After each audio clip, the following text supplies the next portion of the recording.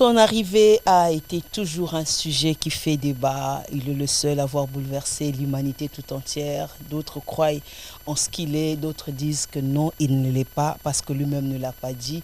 Shalom et bienvenue dans notre espace Parlons foi. Ce soir, nous avons le plaisir de pouvoir partager ces moments encore avec vous. J'espère que vous allez très bien parce que ça fait longtemps.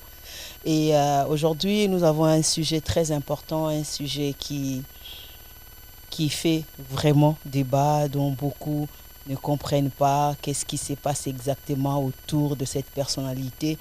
Alors aujourd'hui, nous avons le privilège sur ces plateaux d'avoir avec nous un enfant de Dieu, un homme de Dieu, l'évêque, comme j'aime bien l'appeler. Il est cette fois-ci l'évêque des Noiselles.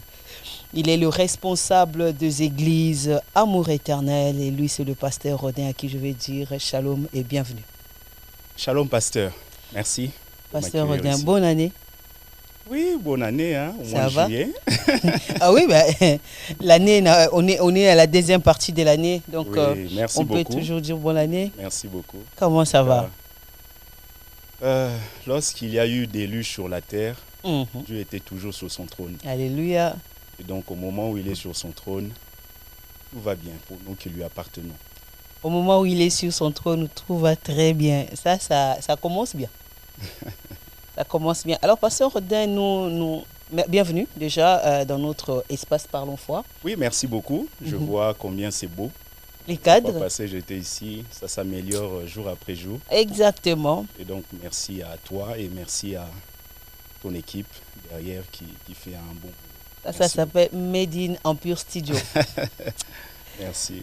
Alors, pasteur Rodin, il y a un sujet qui nous tient vraiment à cœur, pas seulement nous, mais aussi tous les enfants de Dieu et ceux qui ne comprennent pas exactement. Nous voulons parler tout autour de la divinité de Jésus. Oui. Alors, il y a ceux qui disent, lui-même n'a jamais dit qu'il était Dieu, mais pourquoi vous, le chrétien, vous dites que Jésus-Christ est Dieu? Très bonne question. Alors, la divinité de Christ, c'est une thématique assez vaste, mais très, très importante pour nous. Très, très importante, non seulement pour nous, mais pour l'humanité tout entière. Exact. Parce que c'est à partir de ça qu'on peut avoir le salut. Parce que si Jésus n'est pas Dieu, alors il ne peut pas nous sauver. Il ne peut pas nous sauver, donc il n'est pas différent de tous les autres sacrificateurs qui venaient, qui mouraient, qui entraient dans le tabernacle pour pouvoir offrir des sacrifices, non seulement pour les péchés du peuple, mais aussi pour leurs propres péchés à eux. Donc la voie était fermée parce qu'il y avait un voile.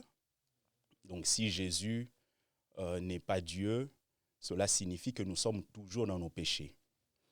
Alors, comment aborder ce sujet? La première chose, c'est que, pasteur, il y a certaines choses, lorsqu'on les aborde dans le but de pouvoir aller en profondeur avec Dieu, c'est important de pouvoir apprendre à accepter certaines choses par la foi. Ok. Par la foi, parce que certaines choses ne se comprennent pas en utilisant une connaissance philosophique, intellectuelle, etc. Donc, il faut apprendre à accepter ça par la foi. D'accord. C'est pour cela, par exemple, lorsque vous lisez Hébreux chapitre 11, verset 3, la Bible dit, c'est par la foi que nous reconnaissons que le monde a été formé par la parole de Dieu. Ce n'est pas par l'intellect, ce n'est pas par un raisonnement, mais c'est par la foi.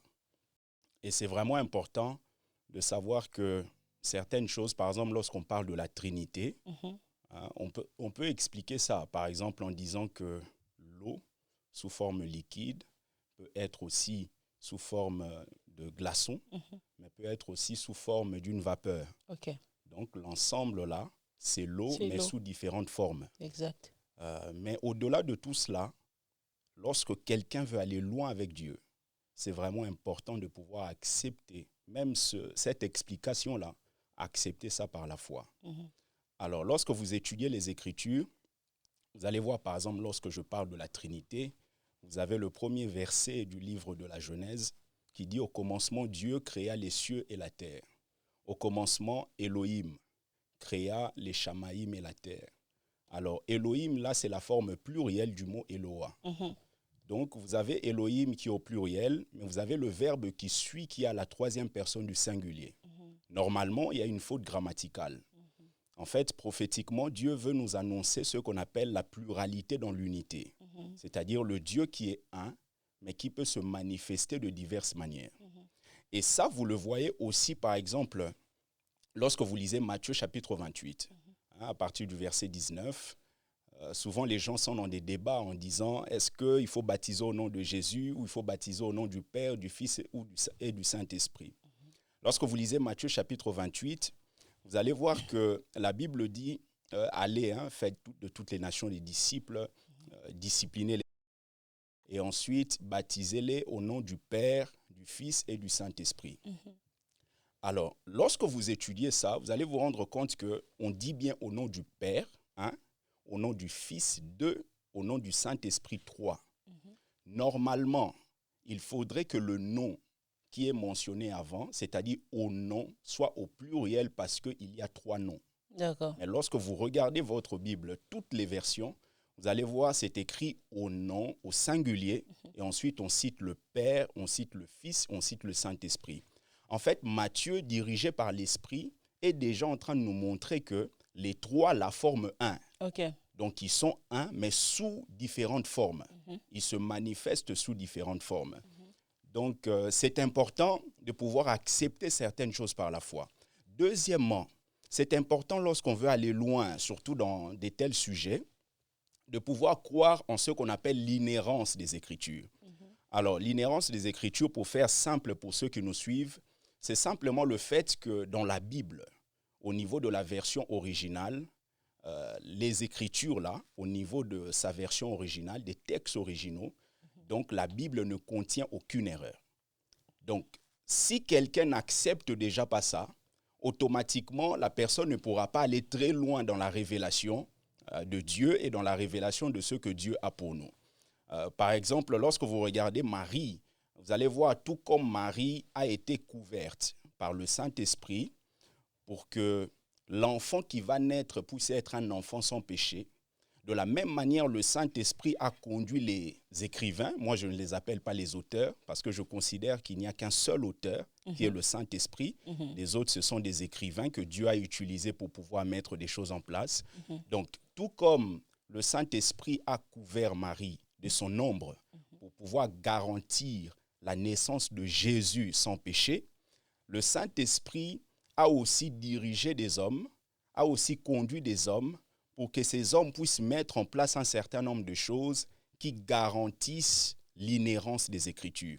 C'est-à-dire qu'à partir de ce que le Saint-Esprit a fait avec eux, les écrits que nous avons ne contiennent pas d'erreur. Alors, lorsque je parle d'erreur, je ne parle pas de la dimension grammaticale. Parce que, comme je vous ai montré, par exemple, dans la dimension de l'hébreu, vous avez Elohim au pluriel, mais la verbe qui suit à la troisième personne du singulier. Vous avez d'autres versets, par exemple Matthieu chapitre 28, le verset 18, 19 et 20, qui dit « Baptisez-les au nom du Fils, du Père, du Fils et du Saint-Esprit ».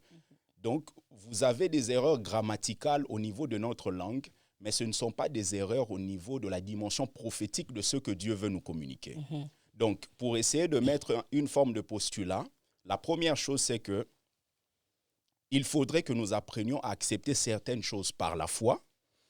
Et au-delà de la foi, Dieu nous donne aussi des informations. Je pense que tout au long de cette émission, cela va nous permettre de pouvoir éclairer des gens. Lorsqu'on parle de Jésus en tant que Dieu, c'est important de comprendre que Jésus n'est pas seulement en tant que Dieu. Jésus est 100% homme, il est 100% Dieu. En fait, c'est très important. Pourquoi? Parce qu'en tant qu'homme, il peut mieux nous comprendre et nous représenter auprès du Père. Et en tant que Dieu, il comprend bien le Père et il peut le représenter auprès des hommes.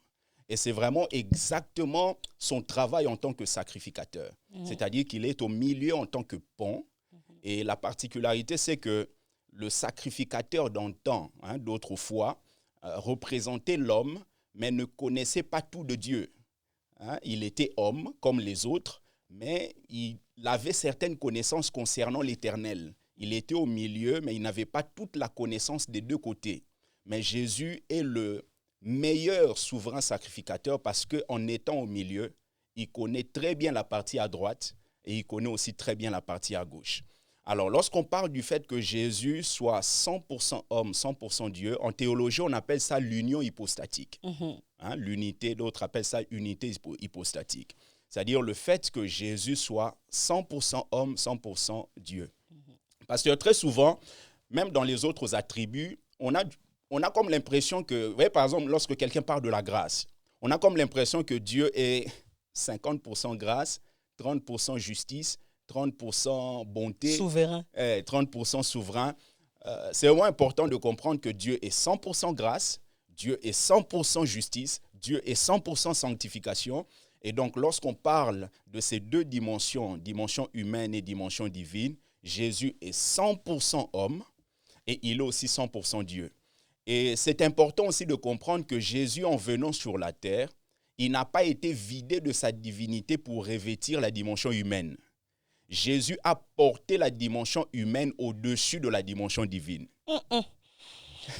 Pasteur Rodin, je veux, pas seulement moi, mais aussi ceux qui sont en train de nous suivre, ceux qui vont nous suivre plus tard aussi.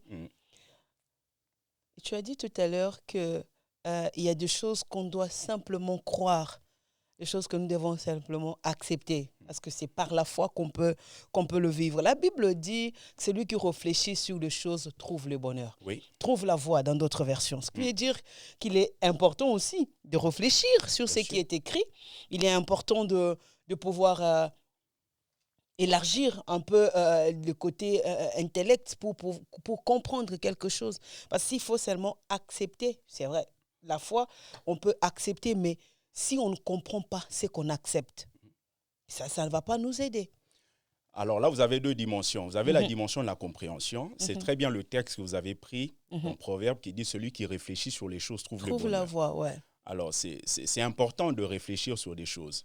Mais il y a certaines choses, vous n'allez pas arriver à la destination simplement avec votre réflexion. Okay. Je vous ai donné le texte de Hébreux chapitre 11, verset 3 qui dit « C'est par la foi que nous reconnaissons que le monde a été formé par la parole de Dieu. » Alors, lorsque le monde a été formé, vous et moi, nous n'étions pas là. Okay. Mais aujourd'hui, par la foi, vous savez au-dedans de vous, par la foi, que le monde a été formé par la parole de Dieu. C'est-à-dire que Dieu met une certaine connaissance en vous qui n'émane pas d'une école, qui n'émane pas d'une formation particulière. C'est quelque chose dans sa divinité qu'il a choisi de pouvoir déposer en vous. Okay. C'est ainsi que vous allez voir, il y a certaines choses, tu peux connaître ça, mais tu n'as jamais été dans une école, tu n'as jamais été dans une formation. Et on peut vous poser la question, mais comment vous avez fait pour connaître ça? Même vous-même, vous ne savez pas. Mais Dieu, dans sa souveraineté, il a choisi de pouvoir déposer ça en vous. Alors, lorsque on touche la dimension de la divinité de Christ, d'un côté, pour pouvoir aller très loin, pour pouvoir comprendre certaines choses, il faut apprendre à accepter par la foi. Mais de l'autre côté, en tant qu'enseignant, en tant que personne qui étudie les Écritures, nous avons beaucoup de textes qui nous emmènent à comprendre que Jésus est réellement Dieu. C'est ainsi que nous allons associer les deux, c'est-à-dire montrer aux gens, pour aller très loin, il faut accepter certaines choses par la foi, mais de l'autre côté, la Bible est suffisamment riche pour nous donner des éléments pour pouvoir comprendre que Jésus est réellement Dieu. Ceux qui pensent que Jésus n'est pas Dieu ont aussi les éléments de la Bible. Ils vont donner par exemple le texte de Marc, Marc chapitre 14, je crois, verset 62, qui explique que lui-même, il est fils de Dieu. Il dit qu'il est fils de Dieu. Il n'a jamais dit qu'il était Dieu. Et c'est ceux qui croient en lui qui ont fait de lui Dieu. Comment vous pouvez expliquer ça? Alors, c'est très important parce que là, par exemple, vous touchez l'aspect de ce que les musulmans croient. Exactement. Alors, lorsque vous regardez dans l'histoire, vous allez voir que dans l'histoire de l'Église, parce que cette histoire de divinité, on touche plusieurs cours. Je rappelle, je suis professeur. Donc, si vous êtes intéressé, Institut biblique Lumière est là pour vous. Donc, on touche plusieurs cours, on touche l'histoire de l'Église. Alors, il y a plusieurs personnages dans l'histoire de l'Église qui ont eu à mettre en place un certain nombre de raisonnements ou des théories concernant la personne de Christ. Vous avez premièrement celui qu'on appelle Arius. Arius, c'est un théologien qui était très écouté. Et ce théologien a mis en place un certain nombre de choses et lui, il ne croyait pas en la divinité de Christ. Pour lui, Jésus a été engendré, c'est une créature. Et d'ailleurs, c'est à partir de lui qu'on a la naissance de ce mouvement qu'on a appelé les témoins de Jéhovah. Exact. Parce que les témoins de Jéhovah, moi, je ne les considère pas comme étant des chrétiens. Les témoins de Jéhovah, c'est une secte chrétienne. Et c'est la même chose avec l'islam. En fait, la particularité des sectes, c'est que les sectes prennent les Écritures, vident Christ de sa divinité, exact. Et ensuite déforment un certain nombre de textes pour arriver à leur fin. Quand vous regardez par exemple l'islam, vous avez le prophète majeur qu'on appelle le prophète Mohammed, qui est né en 570. Alors, selon la tradition, il a reçu les premières révélations à 40 ans, donc en 610. Et lui, il était à la Mecque. Et le problème, c'est qu'à la Mecque, il y avait la dimension polythéiste, il y avait beaucoup de dieux. Et lui, dans sa révélation, d'ailleurs au début, il ne croyait pas en ça, il pensait qu'il était envoûté, il était animé par des démons, par des djinns, comme on les appelle. Comme on les appelle chez Et apparemment, c'est sa femme, Khadija, qui l'a emmené à pouvoir croire en ce qu'il avait vu. Et donc, quand il a commencé à mettre en avant la dimension du Dieu seul, unique, la dimension monothéiste, il a été maltraité, il a été chassé. Et c'est comme ça qu'on parle de l'hégire, de la fuite. Il est parti en 622 et c'est à partir de là même qu'on commence à donner la naissance de l'islam. Et il est parti à Médine. Et à Médine, il a rencontré des juifs et des chrétiens. Et c'est à partir de là qu'il a appris un certain nombre de choses. C'est ainsi que quand vous regardez le Coran, qui signifie d'ailleurs récitation, parce que là-bas, il n'y a pas de relation, il n'y a pas de communion. C'est vraiment des récitations, faire des choses dans le but d'atteindre. Et sont toujours dans une incertitude totale. Exact. Vous voyez, donc pose la question aux musulmans, est-ce que tu es sauvé? À te dire, Inch'Allah. Dieu seul sait. Lui, il ne sait pas. Donc, à la fin, il y aura une forme de pesée. Donc, il vit dans une incertitude totale. Donc, quand il est arrivé là-bas à Médine, il a fait la rencontre des chrétiens et des juifs. Et c'est comme ça qu'il a pris un certain nombre de textes et il appelle des chrétiens les hommes du livre. Vous voyez, c'est pour cela, par exemple, il y a des sourates qui disent que lorsque un musulman arrive à se poser des questions, il doit aller demander aux gens du livre. C'est-à-dire que le musulman, s'il arrive au bout, il n'arrive pas à résoudre certaines équations, il est censé venir vers les chrétiens parce que ce sont eux qui ont vraiment la réponse par rapport à leurs questions. Donc, c'est pour montrer que dans l'islam, le problème, c'est qu'on confond la filiation dans la dimension du fils. Vous voyez, par exemple, lorsque je dis « celui-ci est mon fils », ça ne veut pas dire simplement que je l'ai mis au monde. Vous voyez, par exemple, quelqu'un va vous dire celui-là, c'est le fils du Congo. Est-ce que le Congo l'a accouché? Non, le Congo ne l'a pas accouché. C'est une expression pour montrer qu'il vient de là. C'est son appartenance, il vient de là. Donc, quand on dit fils, ça veut dire que c'est quelqu'un qui a la même nature. Vous voyez, mon fils Lucas a la même nature que moi. Moi, je ne peux pas mettre au monde un chat. Vous voyez, donc si je dis que ce chat est mon fils, il y a un problème. Mais si je dis Zoé est ma fille, Lucas est mon fils, automatiquement, vous savez que Zoé ou Lucas ont la même nature que moi. C'est-à-dire qu'ils viennent d'une même lignée que moi. Donc, quand on dit Jésus est le Fils de Dieu, cela ne signifie pas que Dieu l'a enfanté avec quelqu'un, il y a eu un rapport sexuel et tout ça. Non, c'est simplement pour montrer que Jésus vient du Père. Et ce qui veut dire, du fait qu'il soit fils, ça ne le vide pas de sa divinité, on peut dire. Non, ça ne le vide pas, parce que comme je vous ai montré, Dieu est un. Mais en Dieu, il y a plusieurs manifestations. Il y a le Père, le Fils, le Saint-Esprit. Parce que engendrer ne signifie pas forcément mettre au monde. Non. On peut dire que la France a engendré La France n'a pas mis au monde des gens. La France n'a pas accouché dans une maternité particulière. Parce qu'eux, ils croient que quand on dit fils, il s'agit de la filiation. C'est-à-dire qu'il y a eu quelque chose qui s'est passé dans une maternité. Non. Jésus est le Fils, cela signifie qu'il a la même nature que le Père. Ça veut dire qu'il vient du Père. Il vient du Père et il a la même nature que lui. Il a la même nature que lui. Il a la même nature. Que Marie soit couverte de l'ombre du Saint-Esprit, oui. ça prouve que la venue de Christ, c'est d'en haut d'où il vient. Bien sûr. Parce que pour avoir un enfant, pour avoir un enfant, normalement, il faut avoir un père, il faut avoir une mère. Mhm. Donc, quelquefois, les gens disent qu'ils croient en Dieu, d'une manière générale, mais de l'autre côté, ils disent que ça, c'est pas possible que Dieu le fasse. Mais finalement, vous croyez en quel Dieu?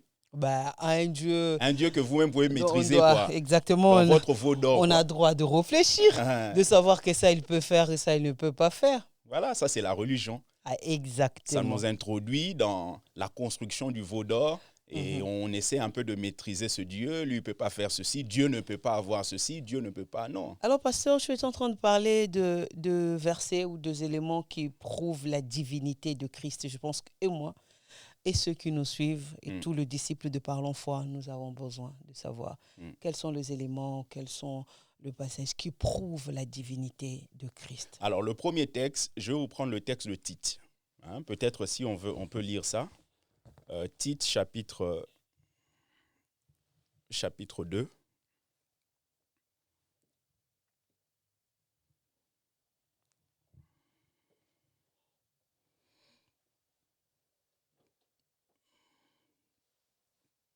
D'ailleurs, je n'avais pas fini mon explication sur Arius. Je vais reprendre après. Tu peux revenir sur ça. Alors, ça, je vous lis déjà Ésaïe chapitre 7, le verset 14, avant de prendre Tite. Ok. La Bible dit, c'est pourquoi le Seigneur lui-même vous donnera un signe. Voici, la jeune fille deviendra enceinte. Elle enfantera un fils. On lui donnera le nom d'Emmanuel. Et Emmanuel signifie Dieu avec nous. Ésaïe chapitre 9, le verset 6 ou le verset 5, tout dépend des versions. La Bible dit, un enfant nous est né, un fils nous est donné, et la domination reposera sur son épaule. On l'appellera admirable conseiller, Dieu puissant. Vous entendez? Dieu puissant. Oui, Dieu puissant, Père éternel, Prince de la paix.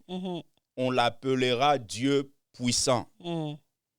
Alors, prenons maintenant Tite, chapitre 2, à partir du verset 11 jusqu'au verset 13.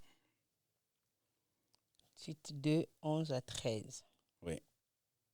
Je peux lire? Oui, s'il vous plaît. En effet, la grâce de Dieu, source de salut pour tous les hommes, a été révélée. Oui. Verset 13. Elle nous enseigne à renoncer à un mode de vie impur et aux convoitises de ce monde et à vivre dans le temps présent conformément à la sagesse, la justice et la piété, en attendant notre bienheureuse espérance, la manifestation de la gloire de notre Dieu, notre grand Dieu et Sauveur Jésus-Christ. Amen. Amen. Donc là, on parle de la grâce qui nous enseigne, etc. Et regardez le dernier verset. La Bible dit, en attendant la bienheureuse espérance et la manifestation ou l'apparition de la gloire de notre grand Dieu et Sauveur, Jésus-Christ. Et c'est bien de prendre cette version-là. Je ne sais pas si c'est la version d'Arby, la version que vous avez. Second révisé. OK. Second 21. Oui, même dans la version d'Arby. Donc, il est bien écrit, et l'apparition de la gloire de notre grand Dieu et Sauveur, Jésus-Christ. Alors, pasteur, il y a un principe. Parce que les écrits là, on a écrit ça dans une langue avec des particularités et c'est important de pouvoir étudier ça. Lorsque vous regardez ce texte, on parle de la grâce qui vient pour pouvoir nous enseigner à renoncer au péché, aux convoitises mondaines, etc. Et ensuite, on nous parle de Jésus, mais d'une manière particulière. Alors, c'est important de comprendre qu'en grec, lorsque vous avez deux mots au singulier, vous avez le premier mot qui est un article. Le deuxième mot n'en a pas, qui est le cas d'ici. Donc, le premier mot un article, le deuxième mot n'en a pas. Et ensuite, les deux mots sont séparés par une conjonction de coordination, ici en l'occurrence « et ». Cela signifie que les deux mots se rapportent à la même chose. C'est ainsi que lorsque vous lisez dans la version d'Arby, Tite chapitre 2, le verset 13, la Bible dit « Attendant la bienheureuse espérance et l'apparition de la gloire de notre grand Dieu et Sauveur Jésus-Christ. » Cela signifie selon les règles grammaticales du grec, c'est que les deux mots qui ont été employés se rapportent à la même chose. Exact. Or, le Sauveur, ce n'est pas le Père. Le Père a envoyé le Fils par rapport à leurs prérogatives. Le Père a envoyé le Fils pour que le Fils puisse sauver l'humanité. Et maintenant, ici, on parle bien de Jésus-Christ qui est le Sauveur. Donc, comme les deux mots se rapportent à la même personne, en l'occurrence Jésus-Christ, cela veut dire que Jésus-Christ est le grand Dieu et de l'autre côté, il est le Sauveur de l'humanité. Yes. Donc, c'est très simple. On a vu avec le texte d'Ésaïe, il est le Dieu puissant. Le Père éternel. Le Père éternel. Jean chapitre 1, quand vous prenez Jean chapitre 1, le premier verset, la Bible dit « Au commencement était la parole. Et la parole était avec Dieu, et la parole était Dieu. » Quand vous lisez Jean chapitre 8, le verset 58, la Bible dit « Jésus leur dit, en vérité, je vous le dis, avant qu'Abraham fût, je suis. Avant qu'Abraham fût, je suis. » Alors qu'Abraham a vécu il y a plus de 2000 ans. Mais Jésus dit, avant qu'Abraham fût là, moi je suis. Mais c'est bizarre. Mais Jésus, finalement, tu as quel âge? Parce que avant qu'Abraham, qui est notre père, fût, toi tu es. Tu as quel âge? Et c'est là que vous comprenez que Jésus est en train de revenir sur ce que l'Éternel avait dit à Moïse dans Exode chapitre 3, 4, 5. Exact. Il dit, lorsque tu vas y aller, on te posera la question, qui t'a envoyé? Tu diras, celui qui s'appelle Je suis. Autrement dit, celui qui est éternel. Vous savez, les hommes, personne dans ce monde n'est éternel. Pourquoi? Parce que éternel, par définition, signifie celui qui n'est pas soumis aux limites de temps. L'Éternel n'a pas de commencement, n'a pas de fin. Donc, quand il dit « je suis là », cela veut dire que même si tu retournes en arrière 400 ans avant, il est. 1000 ans avant, il est. 300 ans plus tard, il est. Maintenant, là aussi, il est. Je suis. Je suis. Et d'ailleurs, j'aime beaucoup quand je prêche, je prends ce texte pour montrer aux gens, je pense que plusieurs qui nous suivent, au-delà de la dimension que nous voulons expliquer, qui traverse peut-être des difficultés, mais c'est important de savoir que Dieu a donné son nom à Moïse, mais son nom est incomplet.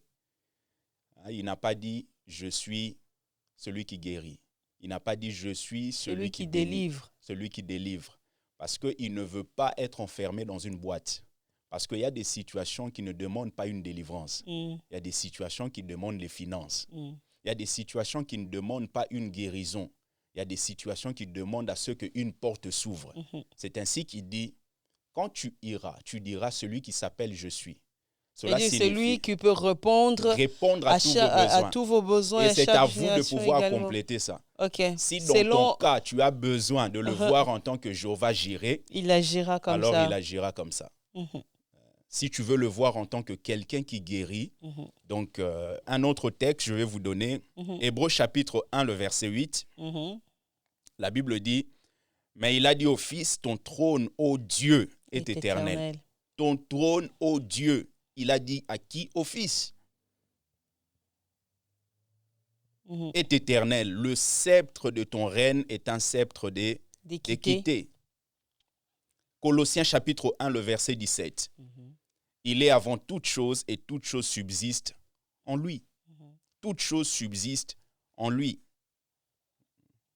Même dans l'Ancien Testament, lorsque vous regardez Michée chapitre 5, à partir du verset 1 ou à partir du verset 2, la Bible dit « Et toi, Bethléem, Ephrata, petite entre les milliers de Juda, de toi sortira pour moi celui qui dominera sur Israël, et dont l'origine remonte aux temps anciens, au jour de l'éternité. » C'est-à-dire que la naissance de Jésus à Bethléem n'était pas son début.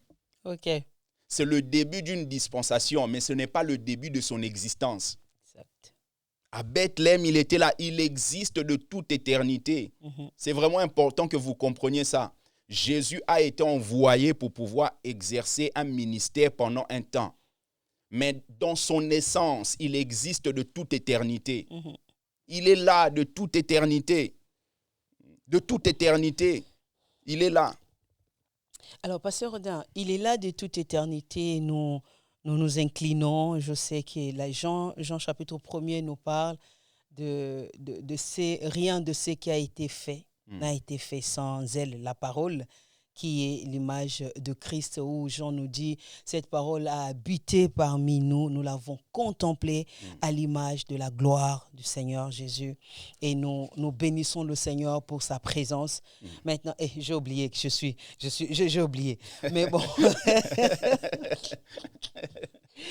nous bénissons le Seigneur.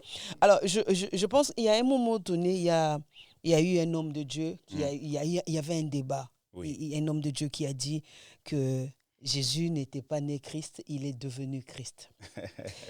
Bon, je veux bien m'asseoir. Je peux boire de l'eau? Oui, vas-y. D'accord. Hein. Tu veux aussi un verre d'eau, ça non, va? Ça va. Ça va aller? D'accord. Chaud. Quand tu vas boire, je serai rafraîchi.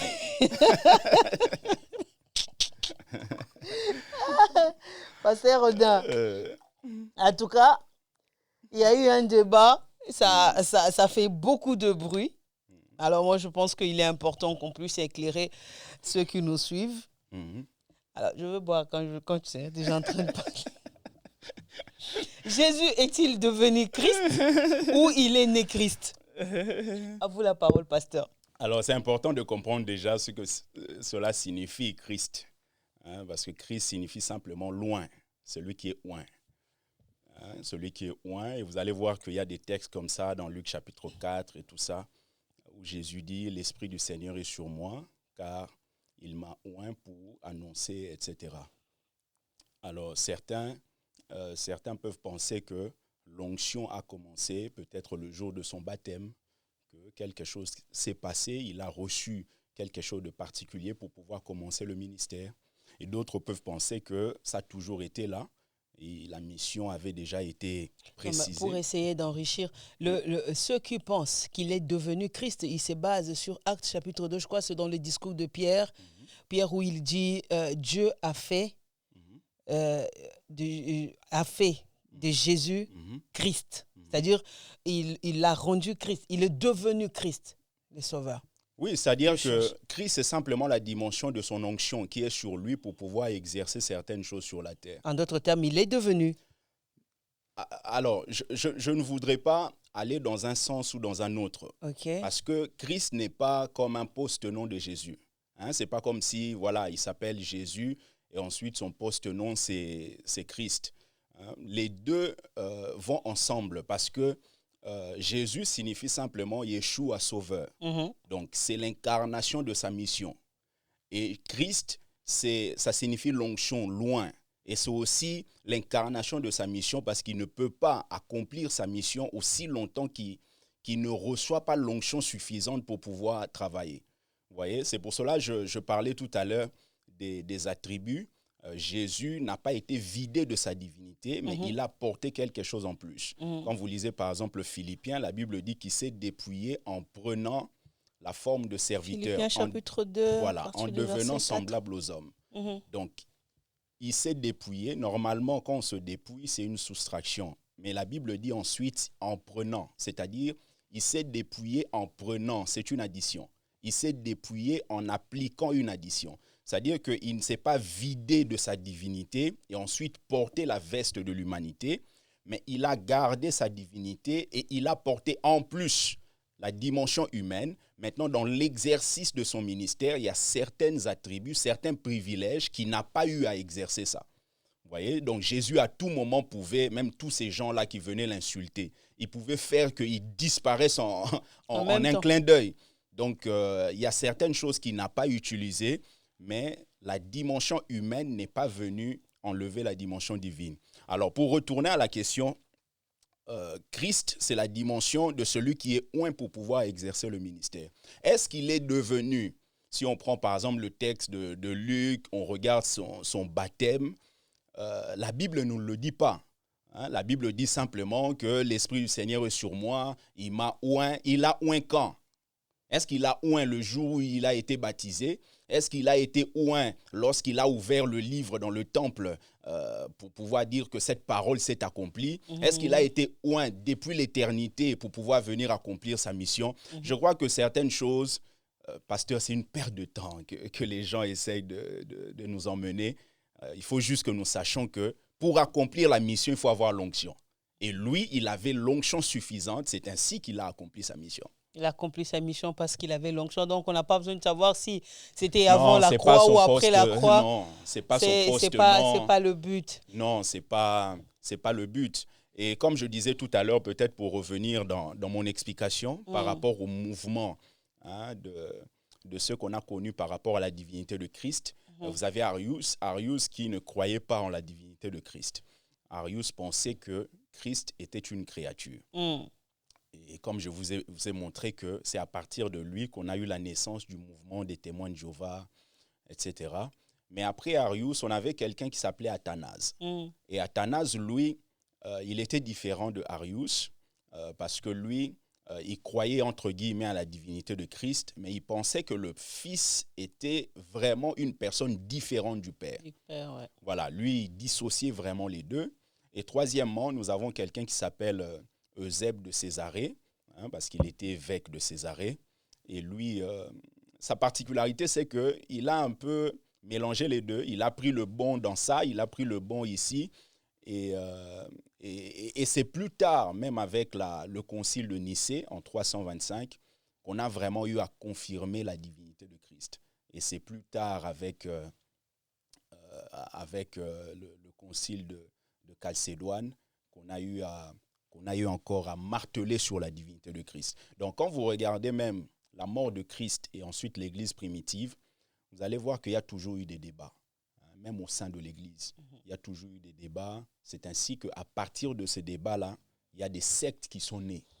Il y a des sectes qui sont nées. Mais à un moment donné dans l'histoire, vraiment d'une manière générale, l'Église, les pères de l'Église étaient conscients pour pouvoir confirmer que Christ est vraiment Dieu. Il n'est pas juste divin, comme le croient certaines personnes. Il est vraiment Dieu. Parce que même les témoins de Jéhovah disent qu'il est divin.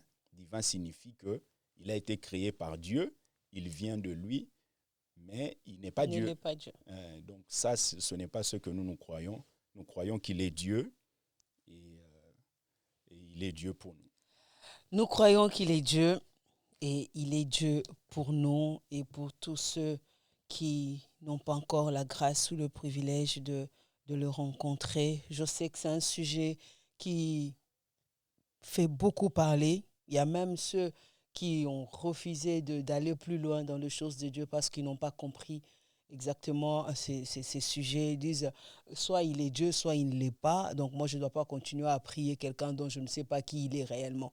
Et face à cette catégorie de personnes, Pasteur Rodin, qu'est-ce que tu vas leur dire? Parce qu'aujourd'hui, j'avoue que c'est un sujet, comme je le dis dans mon introduction, depuis son arrivée, il a bouleversé l'humanité et ça continue jusqu'à aujourd'hui. Et les choses ne vont pas. Il y a même ceux qui ne veulent pas croire qu'il est Dieu parce que les choses ne vont pas bien dans le monde. S'il était Dieu, pourquoi il ne fait pas? Vous dites qu'il est amour, mais pourquoi il laisse les gens mourir? Quelqu'un m'a dit ça. Au travail, j'étais en train de parler à un collègue, je lui parlais de Christ, il me dit, mais s'il est amour, comme tu le dis, pourquoi il laisse le mal comme ça? Pourquoi les gens s'entretuent? Pourquoi les gens meurent? Il est méchant, votre Dieu. Il dit, il est méchant, votre Dieu, il n'est pas amour. Alors, qu'est-ce que tu peux répondre à toute cette catégorie de personnes qui ont besoin de connaître ou de sentir son amour pour croire, finalement? Alors, j'aimerais leur dire, premièrement, Dieu vous aime. Amen. Dieu vous aime. Et ce n'est pas simple d'être un homme ou une femme de foi. Parce que naturellement, nous sommes faits à partir de la chute. Nous avons besoin d'avoir certaines confirmations pour pouvoir avancer dans une direction. Ce n'est pas simple. C'est ainsi que quand vous regardez des gens qui ont marché avec Dieu, ils ont eu une vie assez atypique. Une vie assez atypique. Et quand vous regardez la Bible est composée des histoires des hommes et des femmes très atypiques. Des hommes comme Jérémie, des hommes comme Ézéchiel, des hommes comme Jean-Baptiste. Des hommes comme Jean-Baptiste, des hommes comme Jésus lui-même. Vous regardez l'histoire de Jésus. Vous voyez la manière dont Jésus a vécu. Vous regardez la manière dont Jésus a aimé. Vous voyez la manière dont Jésus a supporté. Vous vous rendez compte? Jésus avait la capacité de pouvoir connaître tout ce qui était en l'homme. mais il a quand même supporté Judas à ses côtés. Vous imaginez que Dieu puisse vous donner la capacité de connaître tout ce qui se passe dans le cœur de vos voisins, de vos amis, Et puis les de vos supporter. collègues, et ensuite les supporter et les aimer. Compliqué. Compliqué. Donc Dieu vous aime, et comme j'ai dit tout à l'heure, je prie vraiment le Saint-Esprit qu'il puisse travailler dans votre cœur. Très souvent, on rejette certaines choses suite à certaines déceptions. On a vécu ça, on a vécu ça. Mais quand vous regardez bien, ce n'est pas Dieu qui vous a fait ça. C'est peut-être le garçon là, le méchant là, qui vous a promis le mariage, qui a eu à changer d'avis et tout ça. C'est cette fille-là qui vous a dit, moi vraiment, je serai pour toi une bonne femme, etc. Et déception, déception. Ça peut être quelqu'un avec qui vous avez commencé une entreprise. C'était bien au début, tout était carré, mais avec le temps, la personne a changé d'avis. Quand vous regardez bien, vous allez vous rendre compte que ce n'est pas Dieu. C'est quelqu'un qui vous a fait ça. Aujourd'hui, il y a des gens qui sont très sales, mais ce n'est pas Parce qu'il qu'il n'y a pas manque le l'eau. savon. Oui, il n'y a pas l'eau. Hein. Il n'y a pas l'eau, donc ils peuvent se laver à tout moment. Et Dieu respecte notre libre arbitre. Dieu ne veut pas vous obliger. Vous imaginez que vous alliez au ciel, simplement parce qu'on vous a forcé. Mais vous allez vous ennuyer. Ah, Vous alliez auprès dommage. de quelqu'un d'une manière éternelle, mais parce qu'on vous a obligé. Non. Donc nous, aujourd'hui, là, on peut dire haut et fort, nous sommes esclaves de Jésus-Christ. Et comme j'ai expliqué dans la dernière émission, et c'est par choix. c'est par choix. Parce qu'en Israël, il y avait la possibilité de pouvoir libérer les esclaves au bout de 7 ans. Et au bout de 7 ans-là, un esclave qui était bien traité pouvait accepter de pouvoir rester esclave. Et là, ce n'était plus par obligation, c'était par choix. Et nous, là, nous sommes ces esclaves-là, par choix. Nous avons accepté de suivre Christ parce que nous avons compris qu'il nous aime plus que nous-mêmes. Alléluia. Alors je prie Dieu que son amour puisse vous envahir. Amen. Que sa grâce soit votre partage. Amen. Là où vous êtes, quelle que soit la déception, que l'amour de Dieu puisse vous envahir. S'il peut même vous parler dans un songe, dans un rêve, s'il peut même vous parler par la bouche d'un inconnu, dans un pays lointain, qu'il puisse vous dire des choses, afin que la foi puisse naître en vous. Je prie que le Seigneur le fasse. Amen. Mais sachez une chose, que Dieu vous aime et son amour est suffisant pour pouvoir vous emmener à vivre dans la joie. Et la Bible dit, son amour ne connaît ni changement, ni ombre de variation. Il ne t'aime pas périodiquement, il ne t'aime pas selon des événements. Ce n'est pas circonstanciellement qu'il t'aime. L'amour de Dieu est éternel et ça ne va pas changer parce que tu fais le bien ou ça ne changera pas parce que tu fais le mal. Le problème de l'humanité aujourd'hui, c'est les péchés et ça, il n'y a pas d'autre solution. La solution, c'est Jésus. Amen. Et pour dire que s'il nous aime tant, pourquoi il y a beaucoup de mal, pourquoi il y a la méchanceté, pourquoi? Parce que c'est ça le péché. Le péché est venu avec tout ça, mais l'amour de Christ nous enlève ses poids sur nous et nous introduit dans la grâce. C'est là où on trouve ce que la Bible appelle les œuvres qui ont été préparées d'avance pour que nous puissions le pratiquer. Ces œuvres d'amour, de paix, de bienveillance, de l'unité. Okay? C'est des choses qui se trouvent en Christ. Et aujourd'hui, moi, je lance un appel. Pour nous dire que vous pouvez ou ne pas croire de ce que Christ est réellement, mais vous pouvez reconnaître une seule chose, que sans lui, la vie n'est pas bonne. Il y a des gens qui ont des millions, qui ont tout ce qu'il faut, mais ils n'ont pas la paix. Lui, on l'appelle le prince de la paix.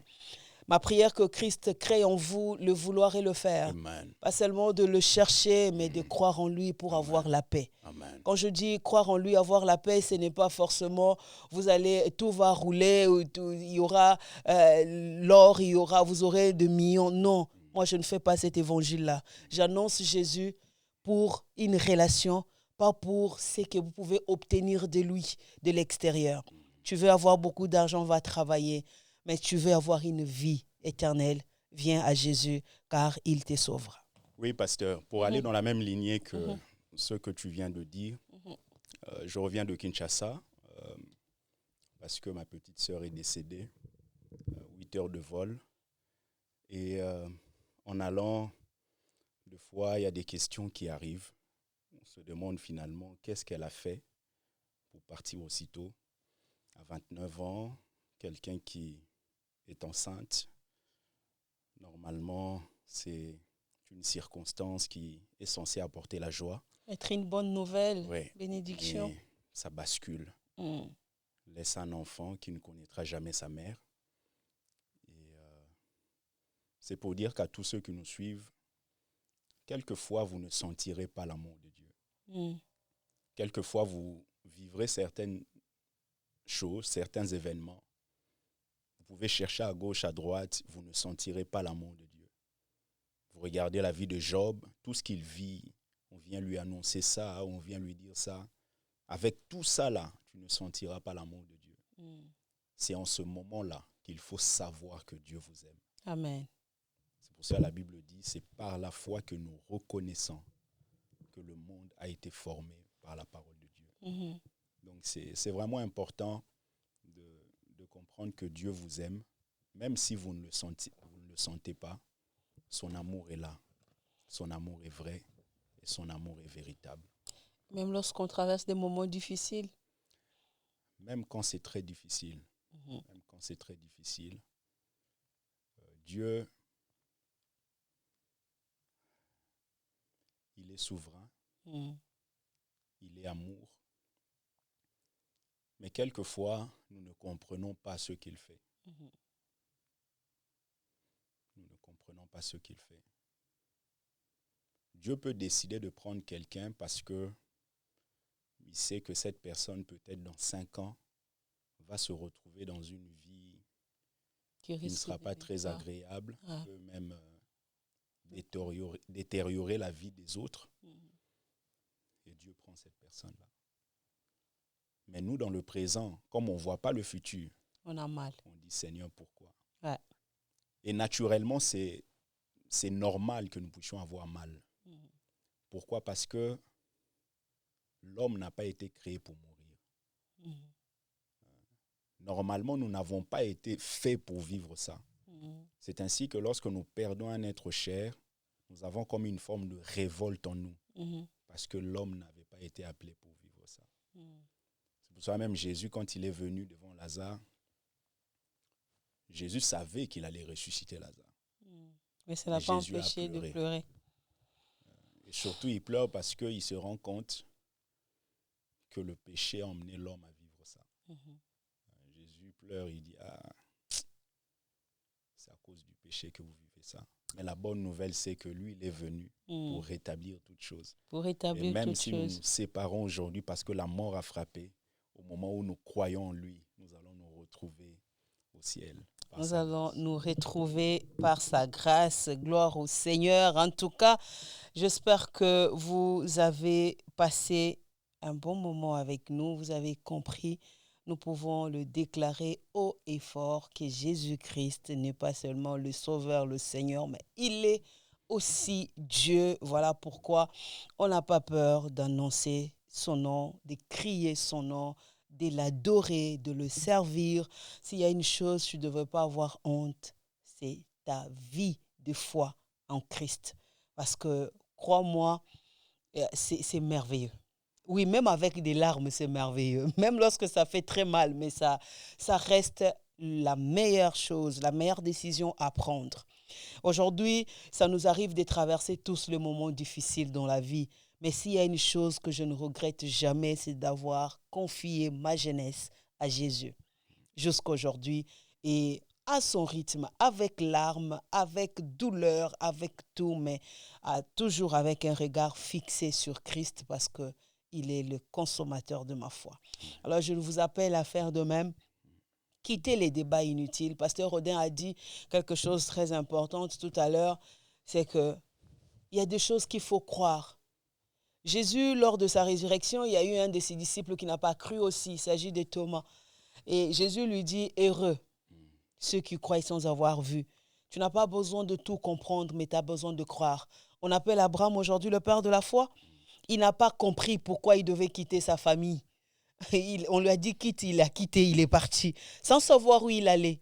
sans connaître la direction. La Bible dit, je te montrerai. Donc, quitte ton père et ta patrie vers le lieu où moi, Dieu, je te montrerai. Il ne lui avait même pas encore montré. C'est ça. Il devait lui montrer quand il s'engagerait, en fait. Ça veut dire que tu peux commencer à marcher avec Dieu sans savoir où tu vas. C'est ça la foi.